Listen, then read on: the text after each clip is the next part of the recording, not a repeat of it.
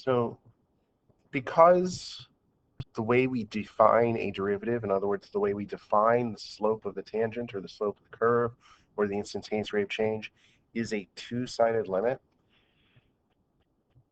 we have to remind ourselves that the only way a two-sided limit can exist is if the left and right-hand limits are the same.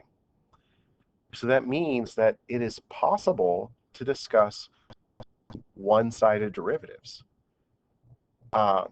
So the left-hand derivative would be the slope of the curve as we approach from the left. The right-hand derivative would be the slope of the curve as we approach from the right. Typically, you're going to see this when we're dealing with piecewise functions where the pieces meet. However, because of how we're defining one-sided derivatives, it means we could technically talk about slopes at endpoints of domains. The AP doesn't really deal with the slope at an endpoint of domain because that's actually kind of controversial to talk about slopes at endpoints, because it then introduces some difficulties when we're dealing with jump discontinuities, and that'll make more sense in a later video. But it is possible to have one-sided derivatives because it is the derivative by definition is a two-sided limit. So if we look at an example of this, we have a piecewise function, f of x equals x squared when x is less than 0, and f of x is equal to 2x when x is greater than or equal to 0. And we want to find f prime of 0. In other words, this is asking us for the slope of f of x when x equals 0. So to do this, I do need the point of tangency. And if it helps, I can sketch the graph. So it's going to look like x squared when x is less than 0, so that half of the parabola. It'll look like the linear 2x, so through the origin with a slope of positive 2. So it's going to look like this when x is greater than 0. And I'm saying one of the points I'm using is right here at 0, and then I'm using the second point, 0, or the second part of the function to get the y-coordinate. So there's one point. And I can already see by looking, well, it depends what side of 0, 0 I'm on as far as what the slope is going to be. So I do need to break my slope into left and right hand. So I like doing the right hand first. That's because I'm right-handed, and, well, I'm biased that way about being right-handed. So my right-hand derivative is the limit, or is going to be a slope between 2 points. So I do need a second point. So if I go over h, this is now 0 plus h, or just h. And the y-coordinate is, I'm going to plug that into 2x, so that's just going to be 2h.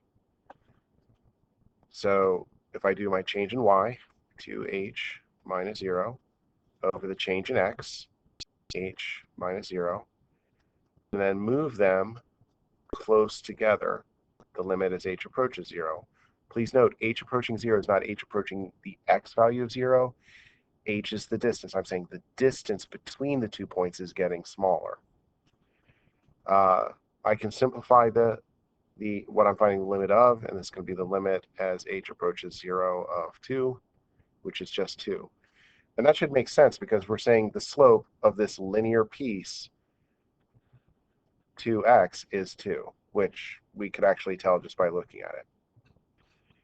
So that means on the right-hand side of the origin, my slope is 2. But if I now look at the left-hand derivative, oh wait, I had a mistake in my right-hand derivative. I'm just seeing now. I forgot to say that h has to approach 0 from the right, because that way I can guarantee that I'm to the right of the origin, or to the right of my point of tangency. So h being positive says I have to be to the right of my point of tangency.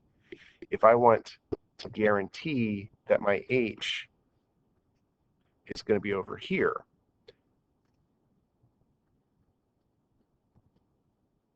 well, then I need to say that h is approaching 0 from the left. Well, now my y-coordinate is going to be h squared minus the y-coordinate of my point of tangency, and my change in x's. I can simplify that plus there to be just h, which gives me 0. So coming from the right, my slope is 2. Coming from the left, my slope is 0. Because they don't match, the two-sided limit for f of 0 plus h minus f of 0 all over 0 plus h minus 0. I kept it a generic f because it depends whether I'm coming from the left or the right, which part of f I'm using. This does not exist. So this means there is no slope for this function when x is 0.